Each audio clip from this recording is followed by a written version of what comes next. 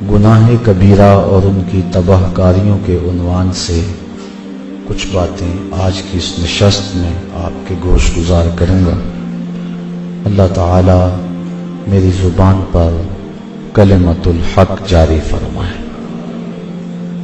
گناہ کبیرہ یا صغیرہ، اس کے بارے میں علماء کا باہم اختلاف ہے۔ امام ابو اسحاق اسفرائینی اور قاضی ابو بکر باقلانی اور دیگر علماء اشاعرہ اس بات کے قائل نہیں ہیں کہ گناہ چھوٹا ہوتا ہے۔ وہ کہتے ہیں ہر گناہ بڑا ہوتا ہے۔ جس سے یار ناراض ہو جائے، وہ جملہ، وہ عمل، وہ فعل، وہ قول چھوٹا نہیں، بڑا ہے۔ تو پھر صغیرہ اور کبیرہ کی جو تقسیم ہے یہ کیا معنی رکھتی ہے؟ تو علماء کرام کے ایک طبقے کا موقف یہ ہے کہ ایک دوسرے سے اس کا موازنہ کیا جائے، فی نفس سے ہی چھوٹا نہیں ہے، لیکن کچھ گناہ ان بڑوں میں اور زیادہ بڑے ہیں، اس لیے کہا جاتا ہے کہ یہ گناہ بڑے ہیں اور یہ ان میں سے بھی بڑے ہیں۔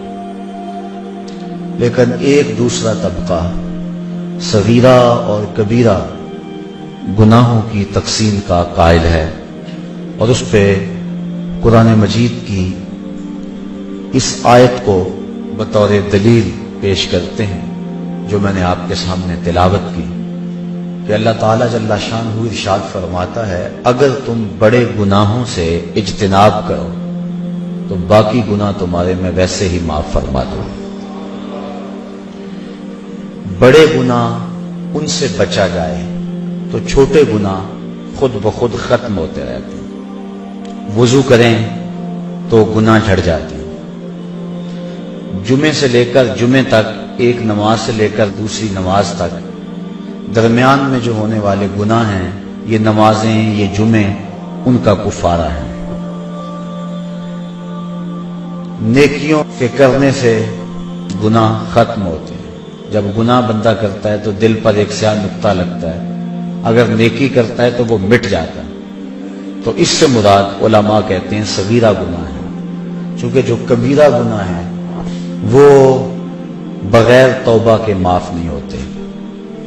جو صغیرہ گناہ ہیں وہ جھڑتے رہتے ہیں، نماز سے جھڑ جاتے ہیں۔ حدیث میں آتا ہے جب کوئی بندہ نماز کے لیے کھڑا ہوتا ہے تو اللہ تعالیٰ جل شانہ فرشتوں کو کہتا ہے اس کے گناہ اتار کے ایک سمت ڈھیر لگا دو۔ فرشتے اس کے گناہ ایک سمت ڈھیر لگا دیتے ہیں تاکہ یہ میرا بندہ پاک صاف ہو کے میرے حضور کھڑا ہو۔ تو جب وہ نماز پڑھ کر فارغ ہو کے جانے لگتا ہے تو فرشتے عرض کرتے ہیں مالک یہ جو گناہ اس کے اتارے تھے یہ اترے رہنے دیں یا اس کے ساتھ لگا دیں؟ تو اللہ تعالیٰ فرماتا ہے اب اترے ہیں تو اترے ہی رہنے دو، میرا بندہ پاک صاف و ستھرا ہو کے گھر جائے۔ حضرت سلمان فارسی اور حضرت عثمان رضی اللہ تعالی عنہما، یہ حضرت عثمان بن عفان کے علاوہ کوئی اور عثمان نامی صحابی ہے، یہ اکٹھے سفر میں تھے۔ راستے میں ایک درخت آیا، خزاں کا موسم تھا، ایک شاخ جھکی ہوئی تھی جس پہ زرد پتوں کا گہنا تھا۔ تو حضرت سلمان فارسی نے اس شاخ کو پکڑ کے جھٹکا دیا تو جتنے بھی پتے تھے وہ جھڑ گئے۔ تو حضرت سلمان فارسی نے حضرت عثمان سے کہا اے عثمان تو نے مجھے پوچھا نہیں کہ میں نے ایسا کیوں کیا ہے؟ انہوں نے کہا آپ بتا دیں کہ آپ نے ایسا کیوں کیا ہے۔ کہا ایک دن میں حضور کے ساتھ سفر میں تھا، ایسے ہی ایک درخت آیا، موسم خزاں کا تھا، پتے زرد تھے، حضور نے شاخ کو پکڑا، جھٹکا دیا، سارے پتے جھڑ گئے۔ حضور نے جب یہ عمل کیا تو میں اس منظر کو دیکھ کے محظوظ ہوتا رہا۔ آقا کریم نے میری سمت دیکھا اور فرمایا سلمان تو نے مجھے پوچھا نہیں کہ میں نے ایسا کیوں کیا ہے؟ تو میں نے بھی یوں ہی عرض کی حضور آپ ارشاد کر دیں کہ آپ نے ایسا کیوں فرمایا؟ تو میرے آقا کریم نے ارشاد فرمایا اے سلمان جس طرح میں نے اس شاخ کو پکڑا اور جھٹکا دیا اور اس کے اوپر کوئی پتا باقی نہیں بچا، جب انسان نماز کے لیے کھڑا ہوتا ہے یوں ہی سارے گناہ جھڑ جاتے ہیں۔ تو یہ صغیرہ گناہ ہوتے ہیں، وضو سے جڑتے ہیں، نماز سے جڑتے ہیں، نیکی کریں تو گناہ مٹ جاتا ہے۔ انسان کے اچھے اعمال سے، صلہ رحمی سے، شفقت کا ہاتھ کسی یتیم کے سر پہ رکھنے سے، اور صدقہ و خیرات کرنے سے، کسی بھوکے کو کھانا کھلانے سے گناہ جڑتے رہتے ہیں۔ لیکن جو کبیرہ گناہ ہیں وہ توبہ سے ختم ہوتے ہیں۔ اس لیے صغیرہ اور کبیرہ کی تقسیم کا ایک طبقہ قائل ہے، اور احادیث کے اندر مختلف تعداد صغیرہ اور کبیرہ کی ہے۔ بعض علماء کہتے ہیں کہ جو کبیرہ گناہ ہیں ان کی تعداد 7 ہے۔ بخاری اور مسلم میں متفق علیہ روایت ہے، حضور علیہ السلام نے فرمایا کہ 7 چیزیں مہلکات میں سے، موبقات میں سے، ہلاک کر دینے والی ہیں، اور حضور نے وہ 7 گناہ گنوائے ہیں۔ بعض نے کہا کہ یہی کبیرہ ہے، بعض نے کہا کہ ایک روایت میں 9 کبائر کا تذکرہ آتا ہے، لہذا 9 گناہ کبیرہ ہیں۔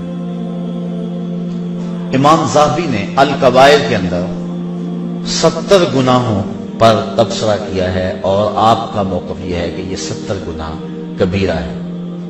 الزواجر کے اندر ابن حجر نے 467 گناہ لکھے اور ان کا عذاب اور ان کی تفصیل آگے لکھی۔ ان کے قول کے مطابق اور تحقیق کے مطابق تقریباً 500 کے قریب گناہ کبیرہ ہے۔ بہرحال اس وقت ان تمام گناہوں کی فہرست اور ان پر گفتگو اس تھوڑے سے وقت میں ممکن تو نہیں ہے۔ چند ایک گناہوں پر کچھ باتیں آپ کے گوش گزار کروں گا۔ امام بخاری نے اس روایت کو نقل کیا ہے، اللہ کے محبوب علیہ السلام نے ارشاد فرمایا، الا انبئکم باکبر الکبائر، فرمایا لوگوں میں تمہیں بڑے بڑے گناہوں کی خبر نہ دوں؟ صحابہ نے حضور سے یہ بات سنی اور آقا نے ثلاثاً 3 مرتبہ یہ کہا، میں تمہیں بڑے بڑے گناہوں کی خبر نہ دوں؟ صحابہ نے عرض کی، بلا یا رسول اللہ، کیوں نہیں حضور، آپ ارشاد فرمائیں۔ تو حضور نے ارشاد فرمایا، الاشراک باللہ وعقوق الوالدین وجلس وکان متکئا فقال الا وقول الزور، فرمایا ایک اللہ کے ساتھ کسی کو شریک ٹھہرانا ہے، دوسرا والدین کی نافرمانی کرنا ہے۔ حضور ٹیک لگائے بیٹھے تھے، جب تیسری بات کہنے لگے تو ٹیک چھوڑ دی اور آگے ہو گئے۔ کسی چیز کو بیان کرتے ہوئے جب انسان زیادہ اپنے آپ کو چست کرتا ہے تو اس کا مطلب یہ ہوتا ہے اس چیز کی اہمیت زیادہ ہے۔ تو حضور ٹیک لگائے بیٹھے تھے، یہ 2 باتیں بیان فرمائیں اور پھر ٹیک چھوڑ کر حضور آگے ہو گئے۔ وجلس وکان متکئا فقال الا وقول الزور، فرمایا سن لو، اور جھوٹی بات کہنا ہے، جھوٹی گواہی دینا ہے۔ تو اس حدیث میں ان 3 گناہوں کو بڑے بڑے گناہ شمار کیا گیا۔ ایک حدیث میں یمین الغموس، جھوٹی قسم کھانا ہے، اور ایک حدیث کے اندر قتل النفس، کسی انسان کو قتل کرنا ہے۔ تو یہ گناہ بڑے بڑے ہیں، کبیرہ گناہوں میں بھی آگے یہ گناہ سر فہرست ہے۔ اللہ کے ساتھ کسی کو شریک ٹھہرانا یہ سب سے بڑا ظلم ہے، اور اللہ تعالیٰ نے قرآن مجید کے اندر اس کو ظلم عظیم کہا۔ کوئی ذات کائنات کے اندر اس بات کا استحقاق نہیں رکھتی کہ وہ رب تعالیٰ کے ساتھ برابری کا دعویٰ کرے، یا کوئی شخص اس کے بارے میں یہ سوچے کہ مالک کے برابر ہے۔ اس کی ذات میں اور اس کی صفات میں کوئی شریک نہیں ہو سکتا ہے۔ تو اللہ کے ساتھ کسی کو شریک ٹھہرانا یہ سب سے بڑا جرم ہے، بلکہ یہ کفر ہے، لیکن کبائر میں بھی اس بات کو گنوایا گیا کہ اس سے بڑا کوئی گناہ نہیں ہو سکتا ہے۔ اور اللہ تعالیٰ شرک کے علاوہ جتنے بھی گناہ ہیں ان کو بخش دے گا، لیکن شرک کو نہیں بخشے گا۔ وہ یہ گوارا ہی نہیں کرتا کہ میرے ساتھ کسی کو شریک ٹھہرایا جائے۔ اور قرآن مجید میں متعدد مقامات پہ اس بات کی نفی کی کہ تم غور کرو، تم اس بات پہ تدبر کرو کہ اللہ کا شریک ہو سکتا ہے، اور تم ان بتوں کو اس کا شریک بنا رہے ہو جو اپنے بدن پہ بیٹھی ہوئی مکھی بھی نہیں اڑا سکتے. اتنے بے بس اور اتنے مجبور وہ اللہ کے شریک کیوں کر ہو سکتے ہیں؟ پھر جس کو اس نے خود پیدا کیا ہوا ہے وہ اس کے شریک کیسے ہو سکتے ہیں؟ وہ اپنی زندگی میں اللہ تعالیٰ کے ہر آن محتاج ہے، تو جو محتاج ہے وہ کیسے اس کے برابر ہو سکتا ہے جس کی طرف لوگوں کا احتیاج ہو؟ اس لیے شرک عقلاً محال ہے، اور اپنے رب کے ساتھ ہم نہ ذات میں کسی کو شریک کر سکتے ہیں نہ صفات میں کسی کو شریک کر سکتے ہیں، بلکہ اللہ کے علاوہ کسی اور شخص کا حلف اٹھانا بھی اس لیے جائز نہیں ہے کہ یہ اللہ کی شان کے خلاف ہے. حتیٰ کہ امام الانبیاء صلی اللہ علیہ وآلہ وسلم کے نام کی قسم کرنا بھی ہمارے لیے جائز نہیں ہے. یہ بعض بات کہتے ہیں کہ مجھے اپنے بیٹے کی قسم، مجھے تیرے سر کی قسم، یہ سخت جرم ہے اور یہ کبیرہ گناہ ہے کہ اللہ کے علاوہ کسی اور شخص کی قسم کی جائے. قسم کا حق اللہ کے لیے ہے اور اسی کی قسم اٹھائی جائے، اس کے علاوہ کسی اور کی قسم نہ اٹھائی جائے. ریا کو شرک اصغر کہا گیا ہے. ریا کیا ہے کہ انسان اپنا عمل کسی اور کے لیے کرے، کسی کو دکھلانے کے لیے، کسی کی خوشنودی حاصل کرنے کے لیے، دکھلاوے کے لیے عمل کرے، تو اس کو بھی شرک اصغر کہا گیا ہے کہ کل قیامت کے دن اللہ تعالیٰ فرمائے گا جن کے لیے عمل کیا تھا ان سے جزا لے. تو اللہ کے لیے عمل کیا جائے ذات اور صفات میں، اس کا کسی کو شریک نہ مانا، نہ سمجھا، نہ جانا جائے، تو یہ جو ہے وہ توحید ہے. اور اگر کوئی شخص اس شرک کا ارتکاب کرتا ہے تو یہ سب سے بڑا گناہ ہے، اور کبیرہ گناہوں میں بھی سب سے بڑا گناہ یہ ہے کہ اللہ کے ساتھ کسی کو شریک ٹھہرایا جائے. دوسرا بڑا گناہ جو اس حدیث کے اندر حضور نے بیان فرمایا وہ عقوق الوالدین، والدین کی نافرمانی کرنا، ان کی گستاخی اور ان کی توہین کرنا، والدین کو اذیت پہنچانا، ان کو دکھ دینا. شریعت میں یہ کبیرہ گناہوں میں دوسرے نمبر پہ بڑا گناہ ہے. بعض لوگوں نے زنا کو کبیرہ گناہوں میں دوسرے نمبر پہ بڑا گناہ شمار کیا، لیکن بہت سارے اہل علم نے کبیرہ گناہوں میں سے شرک کے بعد بڑا گناہ حقوق الوالدین، والدین کی نافرمانی کو شمار کیا ہے کہ والدین کی نافرمانی نہ کی جائے. اور اللہ تعالیٰ نے قرآن مجید میں ان کے حضور ادب سے پیش ہونے اور اپنے بازوؤں کو سپیڑ لینے کی تاکید فرمائی، اور یہاں تک فرمایا کہ ان کے سامنے اف تک نہ کہو. کلمہ تعفیف سے بھی منع کر دیا. حضرت امام حسن رضی اللہ تعالی عنہ حضرت سیدہ فاطمہ زہرا رضی اللہ تعالی عنہا کے پاس بیٹھ کر ساتھ کھانا نہیں کھاتے تھے. ایک دن انہوں نے کہا کہ بیٹا میری آرزو یہ ہے کہ میرے ساتھ تم کھانا کھاؤ، اور تم اکثر گریزاں ہوتے ہو اس سے. عرض کی امی جی میں اس بات سے ڈرتا ہوں کہ کسی لقمے کی طرف آپ کی نظر بڑھ جائے لیکن ابھی آپ کا ہاتھ نہ بڑھے، اور میں آپ کے ارادے سے عدم آگہی کی وجہ سے اس لقمے کو اٹھا لوں اور آپ ماں ہونے کے ناطے سے نہ روکیں تو یہ آپ کی کہیں توہین نہ ہو جائے. میں اس ڈر سے آپ کے ساتھ بیٹھ کے کھانا بھی نہیں کھاتا. کلمہ تعفیف کے زمرے میں علماء نے یہ بات بھی لکھی ہے کہ والدین کے سامنے اف بھی نہ کرو. اس کا مفہوم کیا ہے؟ وہ کہتے ہیں جب والدین بوڑھے ہو جائیں اور اس حالت میں پہنچ جائیں کہ بول و براز چارپائی پہ کر دیں، تو اولاد، سعادت مند جو اولاد ہے وہ والدین کو اس عمر کے اندر اٹھاتی ہے، ان کے کپڑے بدلتی ہے اور غلاظت، گندگی دور کرتی ہے اور اس میں سعادت سمجھتی ہے. ایک شاعر ہوا احسان دانش، وہ کہتا ہے میں اپنی ماں کی خدمت اپنی بیوی کو نہیں کرنے دی. میں نے کہا یہ حق میرا ہے اور یہ میں سعادت کسی اور کو کیوں دوں. اور وہ کہتا ہے کہ کافی دور نہر تھی ہمارے گھر سے جہاں جا کر میں اس کا لباس دھوتا تھا اور پھر واپس آتا تھا. تو ہم بیویوں کے سپرد کر کے بعض اوقات چلے جاتے ہیں اپنے ماں باپ کو اور یہ نہیں سمجھتے کہ اس میں ہمارا اپنا حق کتنا ہے. ان کی سعادت مندی کہ اگر وہ تعاون کریں، لیکن یہ اولاد کی ذمہ داری ہے کہ وہ اپنے ماں باپ کی خدمت کریں، اور ماں باپ کی خدمت کرنے والا دنیا کے اوپر ہی نقد جزا پاتا ہے.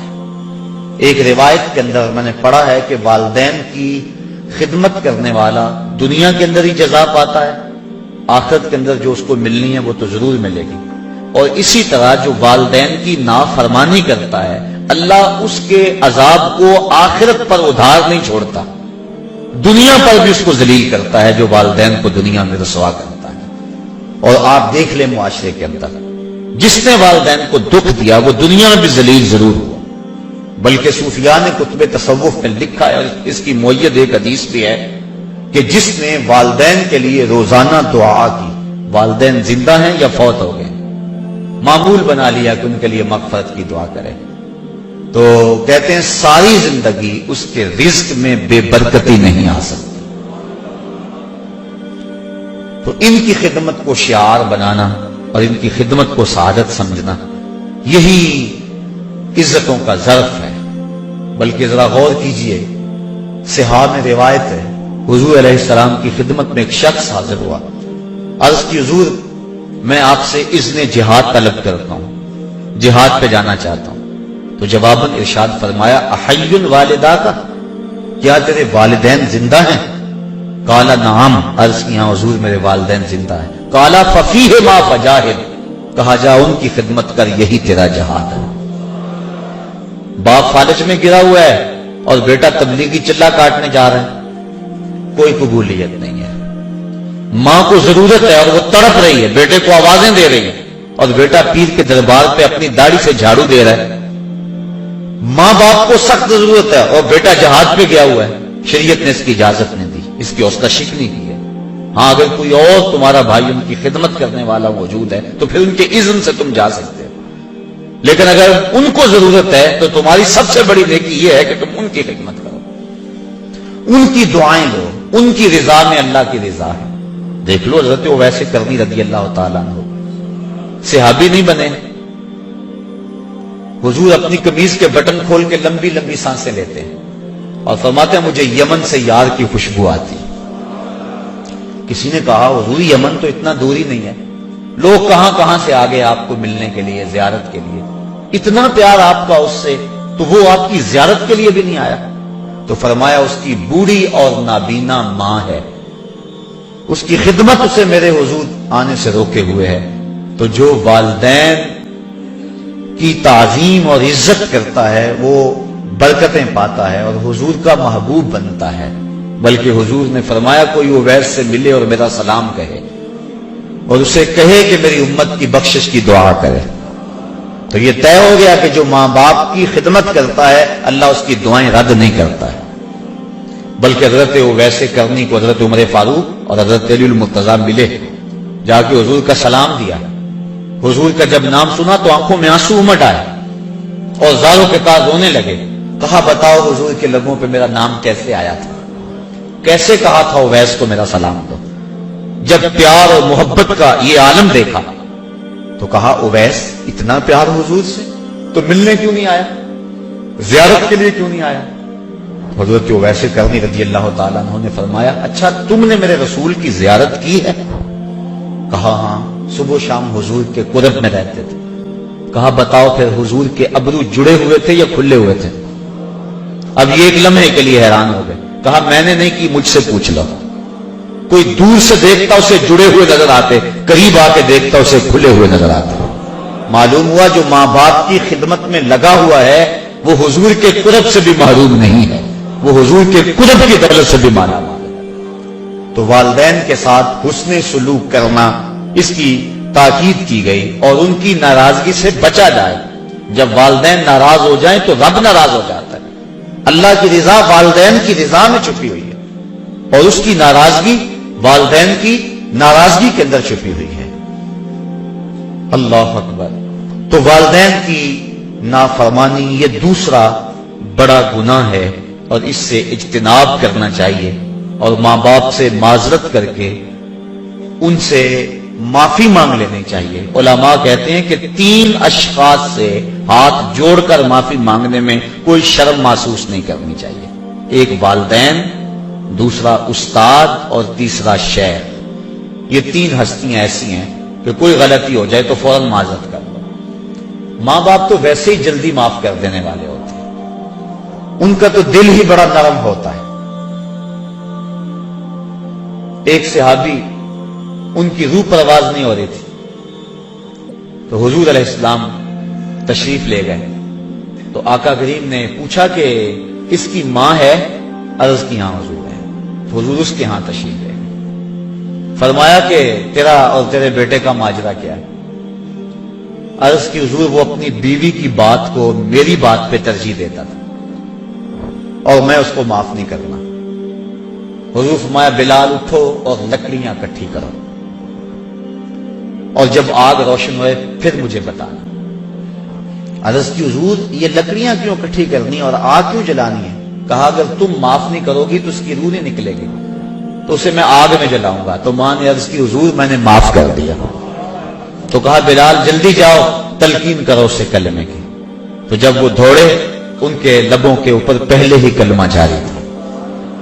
تو ماں باپ کی نافرمانی، ماں باپ کی ناراضگی اللہ کی ناراضگی کا سبب بن جاتا ہے۔ یہ دوسرا بڑا جرم ہے۔ تیسرا کبیرہ گناہ قتل النفس، کسی جان کو قتل کرنا۔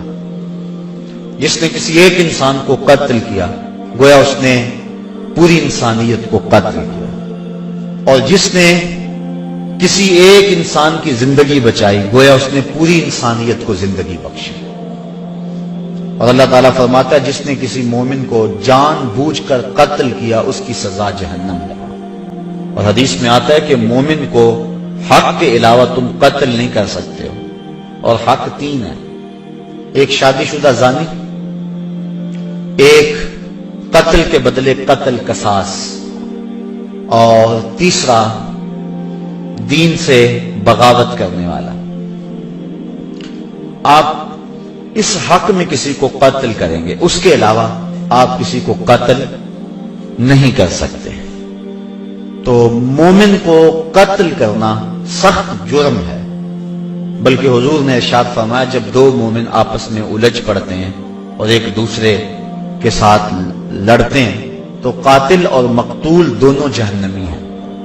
عرض کی حضور قاتل تو جہنمی ہوا، مقتول کیسے جہنمی ہوا؟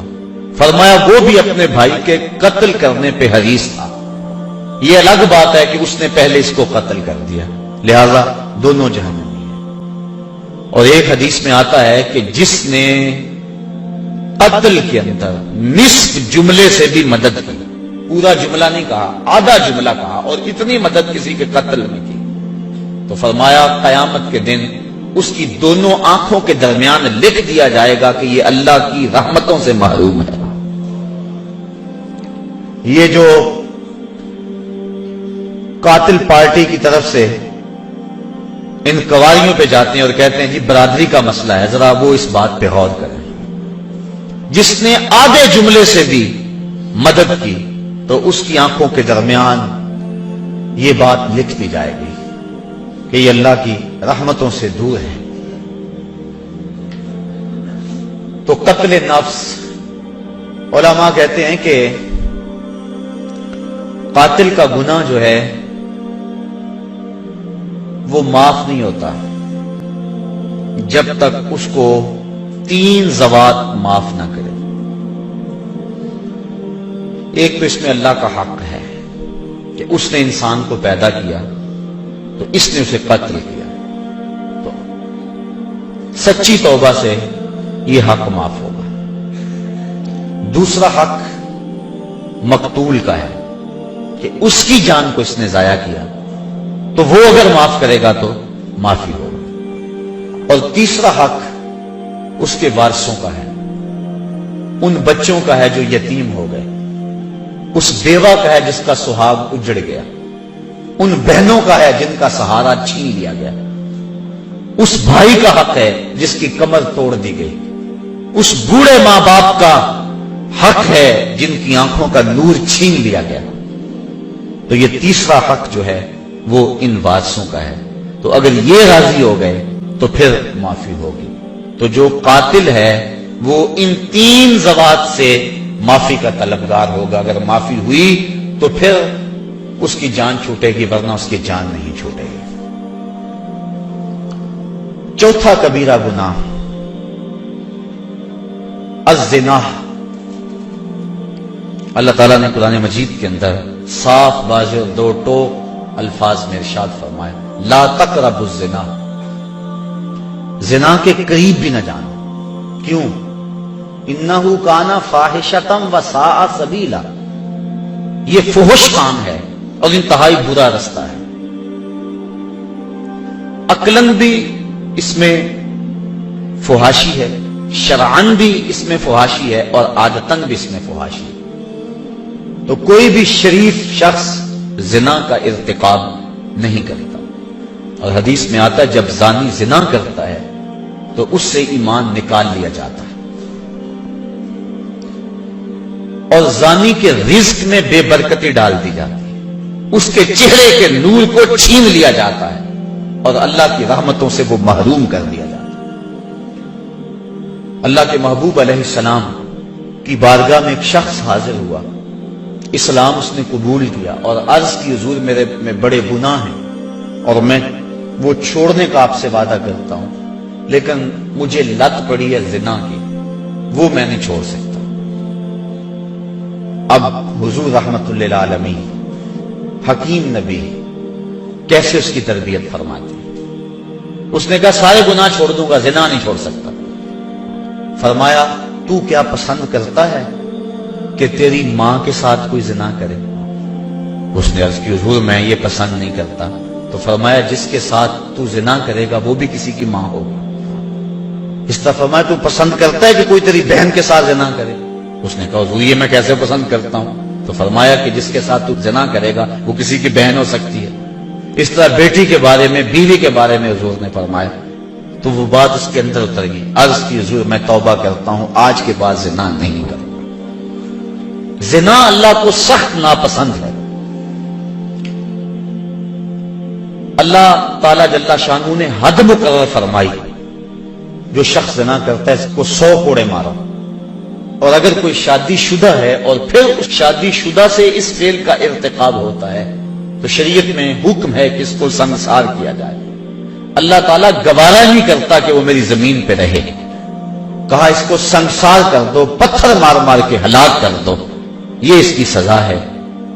تو زنا ایک ایسا جرم ہے. حضور علیہ السلام فرماتے ہیں کہ میں نے ایک خواب دیکھا اور میں نے وہاں دیکھا کہ ایک تنور ہے جس کے اندر سے چیخوں کی آواز آ رہی ہے، اور میں آگے بڑھا دیکھوں کہ اس میں کیا ہے. تو کیا دیکھتا ہوں کہ اس کے اندر آگ کے شعلے بھڑک رہے ہیں، اور اس میں کچھ برہنہ مرد اور برہنہ عورتیں ہیں. اور جب آگ کے الاؤ اور آگ کے شعلے ان کے جسم کو جلساتے ہیں تو وہ چیختے ہیں اور شور کرتے ہیں اور اچھلتے ہیں. میں نے جبریل سے پوچھا کہ یہ لوگ کون ہیں؟ تو جبریل امین نے کہا حضور یہ وہ لوگ ہیں جو زنا کیا کرتے تھے. اور ایک روایت جو میں نے پرسوں بھی آپ کے سامنے رکھی کہ 3 اشخاص کی طرف اللہ نظر رحمت نہیں کرے گا، اور نہ ان کو پاک کرے گا، اور نہ ہی اللہ تعالیٰ جل شانہ ان کی طرف جو ہے وہ دیکھے گا. وہ 3 اشخاص میں سے پہلا شخص شیخ زان، وہ شخص جو بوڑھا ہو گیا ہے لیکن زنا نہیں چھوڑتا ہے. بوڑھا زانی اللہ کو سخت ناپسند ہے. تو یہ ایسا کبیرہ گناہ ہے جس سے حضور نے ارشاد فرمایا کہ جس قوم میں زنا پھیل جاتا ہے اس قوم کے اندر ایسی بیماریاں جنم لیتی ہیں جو اس سے قبل تم نے نہیں سنی ہوگی. یہ ایڈز کے نام سے بیماری سابقہ اس کی مثال بھی نہیں ہے. تو جس قوم کے اندر یہ برائی پھیلتی ہے اس میں ایسی نئی نئی بیماریاں جنم لیتی ہیں اور اللہ کی رحمتیں اس قوم سے اٹھا لی جاتی ہیں. ان لوگوں کے چہروں سے نور اچک لیا جاتا ہے اور ان کے اندر فقر و فاقہ مسلط کر دیا جاتا ہے جس قوم کے اندر یہ برائی پھیلتی چلی جائے. छठा कबीरा गुनाह जिसकी निशानदही की गई अर्रिबा, सूद। सूद के बारे में हुजूर नबी रहमत सल्लल्लाहु अलैहि वसल्लम ने इरशाद फरमाया कि इसका खाने वाला, इसका खिलाने वाला, इसका लिखने वाला, इसकी रकम पे गवाह बनने वाला सारे विज़र यानी गुनाह में बराबर हैं।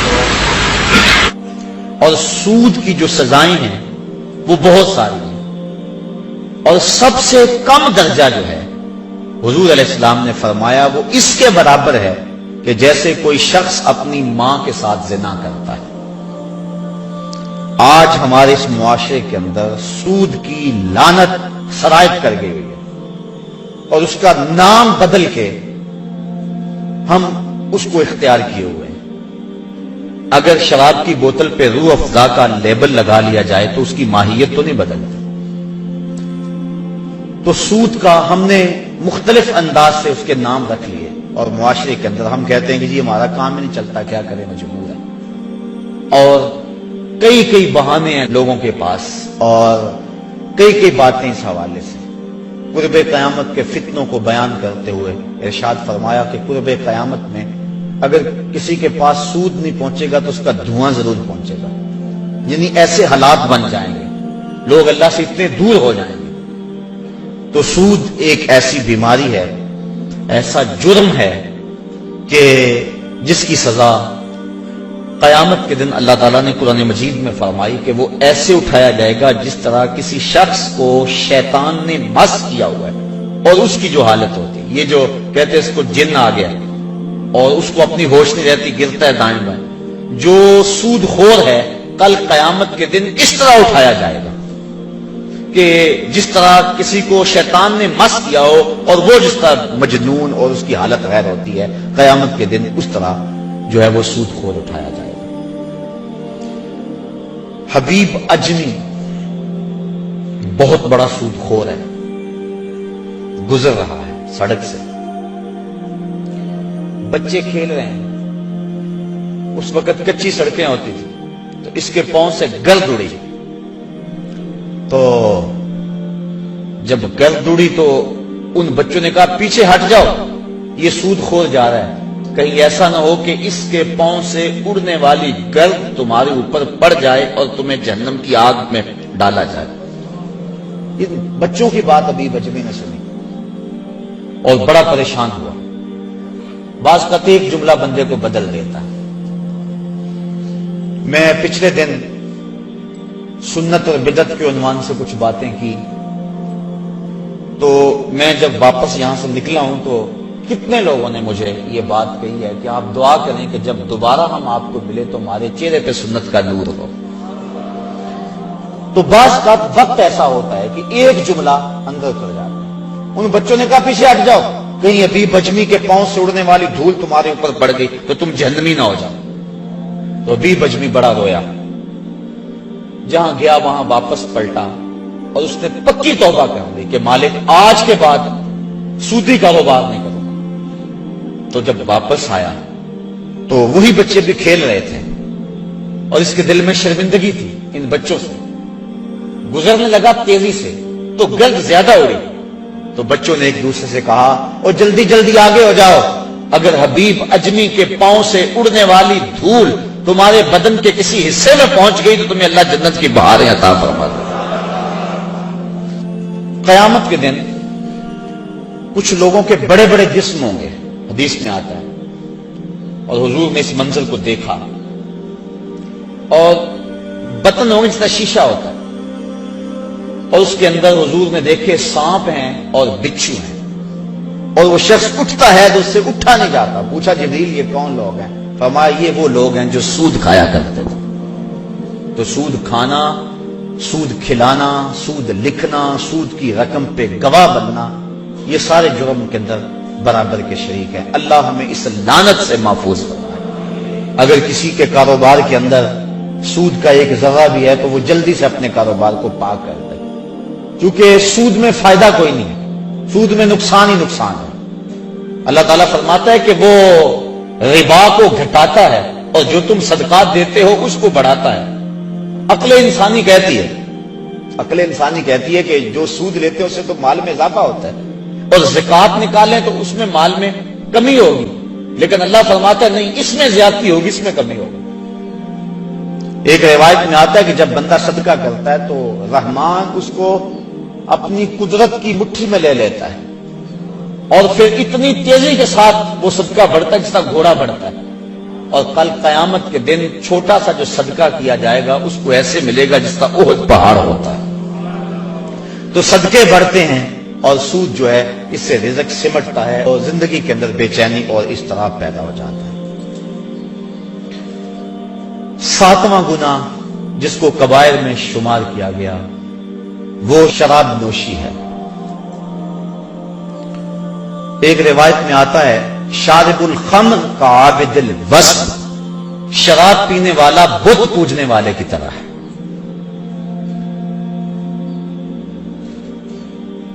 حضور نبی رحمت صلی اللہ علیہ وسلم نے ارشاد فرمایا کہ جو شخص دنیا پر شراب پیتا ہے اللہ قیامت کے دن اسے طینۃ الخبال پلائے گا۔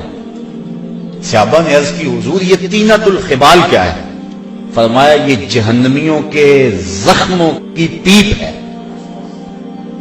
اور علماء کہتے ہیں اتنی بدبودار ہوگی اگر اس کا ایک قطرہ اب دنیا پہ ڈال دیا جائے، انسان تو انسان رہے جانوروں کے دماغ بھی پھٹ جائیں، اتنی بدبودار ہوگی، اور گرم اتنی کہ اگر ایک قطرہ احد پہاڑ پہ رکھ دیا جائے تو پہاڑ پگھل جائے۔ اس کو کہتے ہیں طینۃ الخبال۔ تو طینۃ الخبال ان کو پلایا جائے گا جو شراب پیتے ہیں، اور اللہ تعالیٰ نے شراب کی حد مقرر کی ہے کہ اس کو کوڑے مارے جائیں۔ اور آپ جانتے ہیں کہ شراب کی پہلے حرمت نہیں تھی، اور یہ لوگ عرب کے لوگ ان کی گھٹی میں شراب رکھی ہوئی تھی، اور کئی قسموں کی شرابیں پینے کا مزاج رکھتے تھے، بلکہ اپنی شاعری میں فخر و مباحات کے ساتھ شراب کا تذکرہ کرتے تھے۔ 1000 کے قریب شراب کے نام ہیں لغت عرب میں، اور اس قدر ان کے لیے فخریہ بات تھی۔ اور جب حکم نازل ہوا کہ شراب حرام کر دی گئی ہے تو لوگوں نے مٹکے توڑ دیے، یہاں تک کہ جو نالیاں تھیں ان کے اندر شراب ہی بہتی چلی جا رہی تھی، ادھر حکم ہوا اور ادھر تعمیل ہو گئی۔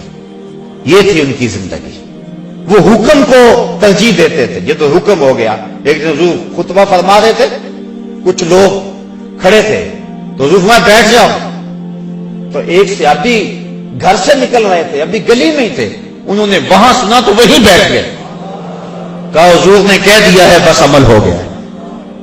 یہ تھی ان کی زندگی اور یہ تھے ان کے شب و روز۔ اور صحابہ 10 آیتیں تلاوت کرتے تھے، اتنی دیر تک آگے تلاوت نہیں کرتے تھے جب تک 10 پہ عمل نہیں ہو لیتا۔ تو شراب ایک ایسا عمل ہے کہ جس کی سزا بڑی سخت ہے، دنیا پر بھی اور آخرت کے اندر بھی اس کو طینۃ الخبال پلایا جائے گا۔ شرابی کی جو سزائیں ہیں اور جو اس کی تباہ کاریاں ہیں وہ تو ہیں، لیکن اس کی ایک بہت بڑی سزا یہ ہے کہ جو شرابی ہے یا اور بھی کسی طرح کا نشہ کرتا ہے اس کو مرتے وقت کلمہ نصیب نہیں ہوتا۔ اللہ تعالیٰ جل شانہ ہمیں اس سے محفوظ و مامون فرمائے۔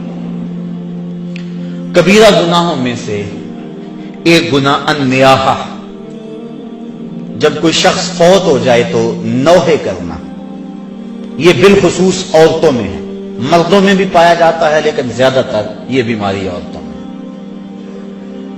کوئی کہتا ہے اللہ تجھے ترس نہ آیا، یہ جملہ تو خیر کفر ہے، اگر کسی نے کہا تو اس کو تجدید ایمان لازم ہے۔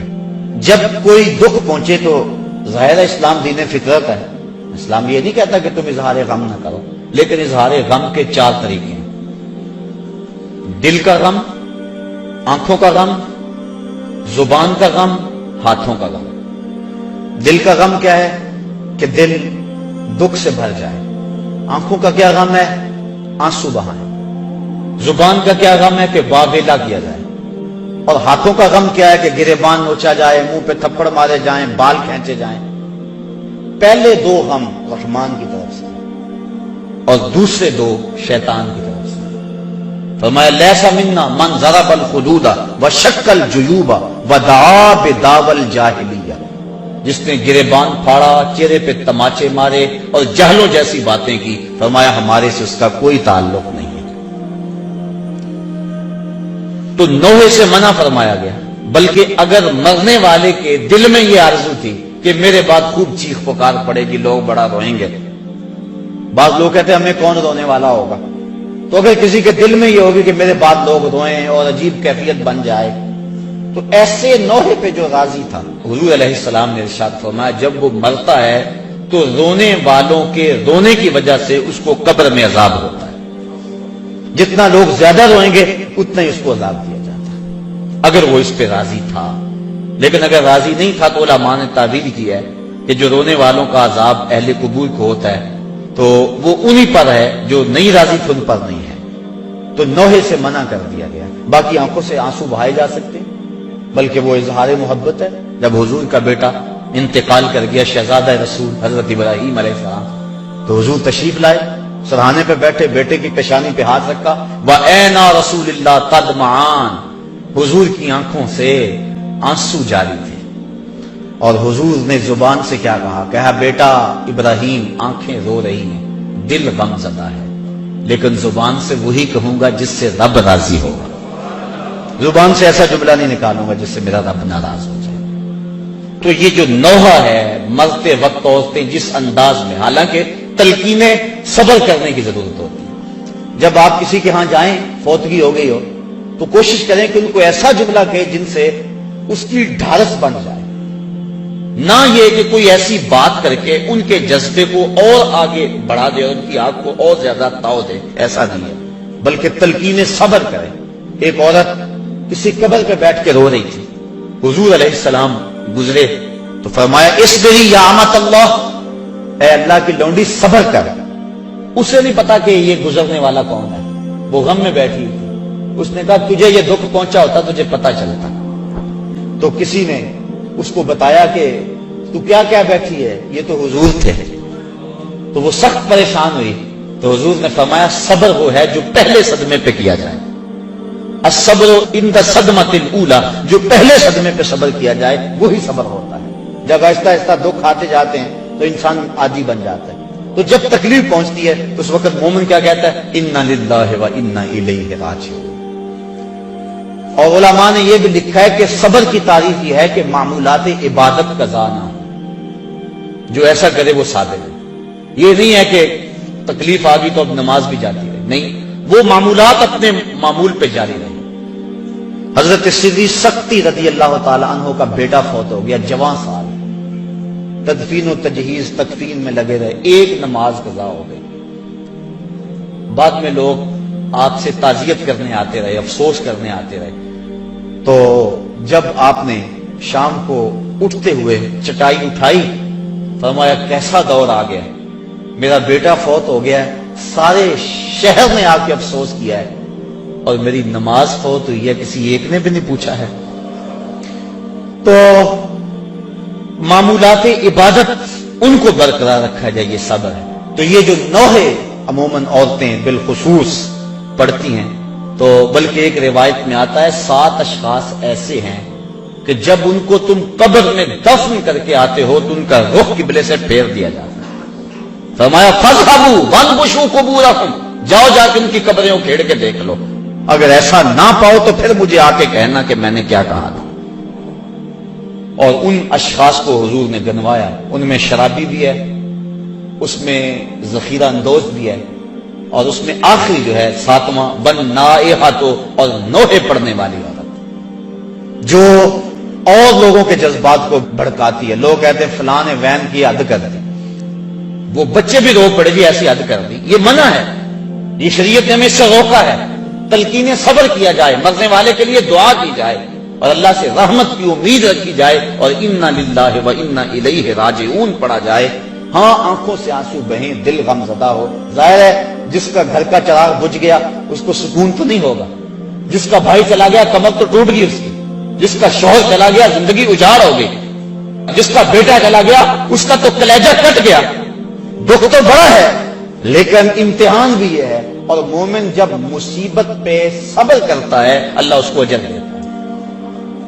ایک گناہ ترک صلاۃ یہ بھی کبیرہ گناہ ہے، بلکہ حضور نے فرمایا من ترک الصلاۃ متعمدا فقد کفر، جس نے جان بوجھ کر نماز چھوڑی اس نے کفر کیا۔ حضرت امام احمد بن حنبل تو تارک صلاۃ کے کفر کے قائل ہیں، لیکن باقی ائمہ امام شافعی، امام مالک اور امام اعظم ابو حنیفہ وہ فرماتے ہیں کافر نہیں ہے، قد کفر یعنی کافروں والا کام کیا اس نے، خود کافر ہوا نہیں اعتقاداً، لیکن گناہ کبیرہ ہے، تو اس کی سزا کیا ہے؟ امام مالک اور امام شافعی پھر اس میں اختلاف کرتے ہیں، وہ کہتے ہیں اس کی سزا یہ ہے کہ وہ توبہ کرے ورنہ اس کو قتل کرو، لیکن امام اعظم ابو حنیفہ فرماتے ہیں کہ اس کی سزا یہ ہے کہ اس کو قید کر دیا جائے تا کہ وہ توبہ کرے اور اس کو پھر حاکم وقت چھوڑے۔ اور حضرت شیخ سعدی فرماتے ہیں بے نمازی کو قرض نہ دو، جو اللہ کا قرض ادا نہیں کرتا تمہارا کیسے ادا کرے گا۔ اور حضرت سلطان باہو علیہ رحمہ آپ فرماتے ہیں کہ بے نمازی سے تو خنزیر بھی پناہ مانگتا ہے۔ اور حضرت غوث اعظم جن کی 11ویں پکاتے ہو، سنو ان کی تعلیمات، وہ کہتے ہیں بے نمازی کو مسلمانوں کے قبرستان میں دفن نہ کرو۔ تو یہ ہے اتنی سخت تحدید ان لوگوں کے لیے جو نماز چھوڑتے ہیں، جو نماز چھوڑتے ہیں لیکن جماعت سے نہیں پڑھتے، ان کے بارے میں یہ تحدید ہے۔ تارک الجماعت ملعون، فرمایا کہ جو جماعت کو ترک کرتا ہے وہ لعنتی ہے، تو جو نماز ہی نہیں پڑھتا ہے تو اس کی کیفیت کیا ہوگی؟ تو ترک صلاۃ سخت جرم ہے، قیامت کے دن کچھ لوگ جہنم کی طرف دھکیلے جا رہے ہوں گے۔ اللہ تعالیٰ قرآن مجید میں فرماتا ہے ان سے کچھ لوگ پوچھیں گے ما سلککم فی سقر، تم جہنم میں کیوں جا رہے ہو؟ تو وہ جواباً کیا کہیں گے؟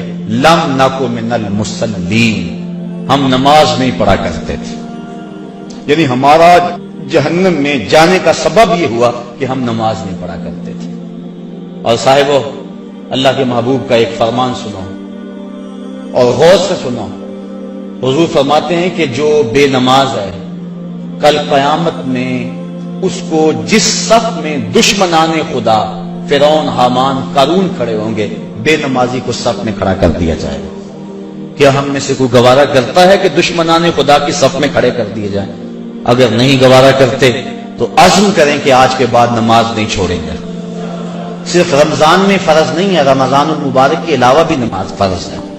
اور اس معمول کو یہ اللہ نے کرم کیا کہ مسجدوں کے در کھل گئے، شیطان راستے سے ہٹ گیا اور مسجدیں آباد ہو گئی، پیشانیاں سجدوں سے آشنا ہو گئی، دل اس کی محبت سے سرشار ہو گئے، اور سحری کا منظر کتنا حسین ہوتا ہے، افطاری کے لمحے کتنے حسین ہوتے ہیں۔